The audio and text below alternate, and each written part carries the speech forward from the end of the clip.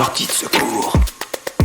Manuel, on te retrouve, tu es avocat en droit du travail, tu viens de parler des entreprises. Qu'est-ce qui a été fait pour les auto-entrepreneurs, les gens qui sont à leur compte et qui malheureusement bien souvent se trouvent dans une situation dramatique aujourd'hui qui est de ne pas avoir de travail et de ne pas être indemnisés.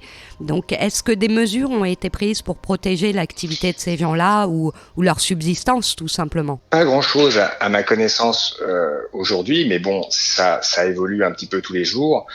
Je sais qu'on a étendu la possibilité de poser des arrêts de travail pour justement les professions libérales ou les personnes qui ne sont pas salariées proprement dites et qui du coup ne bénéficient pas en temps normal de la possibilité de poser un arrêt et de toucher des indemnités journalières de la sécurité sociale.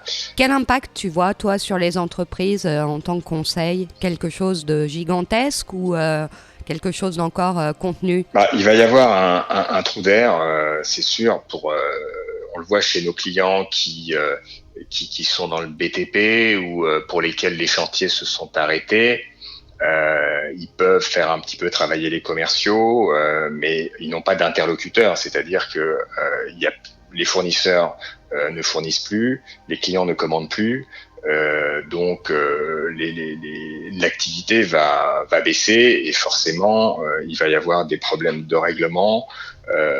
La reprise, on ne sait pas quand elle se fera, mais il va y avoir forcément des difficultés pour les entreprises qui n'auront pas la trésorerie pour faire face, parce qu'il y a les salaires, on parle beaucoup du chômage partiel, mais il y a aussi les loyers, il y a aussi les abonnements, les équipements, tous les frais fixes en fait, qui ne peuvent pas être différés et qui vont devoir être payés. Alors tout ce qui est charges sociales, charges étatiques, il y a des aménagements, mais si vous payez pas votre loyer à votre bailleur, forcément ça va créer des défaillances. Et toi, à titre personnel, comment tu vis cette période en travaillant avec les enfants, avec ta femme également qui est à la maison? Comment ça se passe tout ça? J'ai fait connaissance avec mes enfants. Ah, c'est bien ça. Voilà, on dit que les avocats travaillent beaucoup et sont pas souvent à la maison. C'était pas trop mon cas, mais c'est vrai que c'est particulier. Moi, je vis plutôt bien le confinement parce que j'ai l'impression de remonter le temps. Bon, évidemment, c'est dramatique cette situation de pandémie, mais pour l'activité telle que je la conçois moi, c'est plutôt ça permet de prendre un peu le temps de se poser, de faire du droit. Oui. Puisque on rentre pas a priori autant de dossiers qu'on en rentrerait si on pouvait avoir des rendez-vous. Pour l'instant, c'est plutôt une période qui est propice à la réflexion et au travail parce qu'on a la chance d'être dans une activité où on peut exercer en télétravail. Et tes échappatoires, c'est quoi? Tu te mets au milieu de la pièce avec ta robe d'avocat et tu fais une plaidoirie avec les enfants?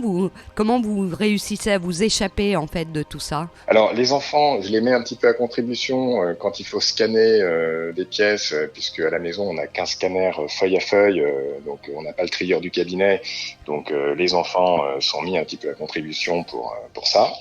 Et puis sinon on a la chance d'avoir un petit jardin, donc c'est vrai que ça permet de jouer un peu aux fléchettes et puis de taper un peu dans la balle.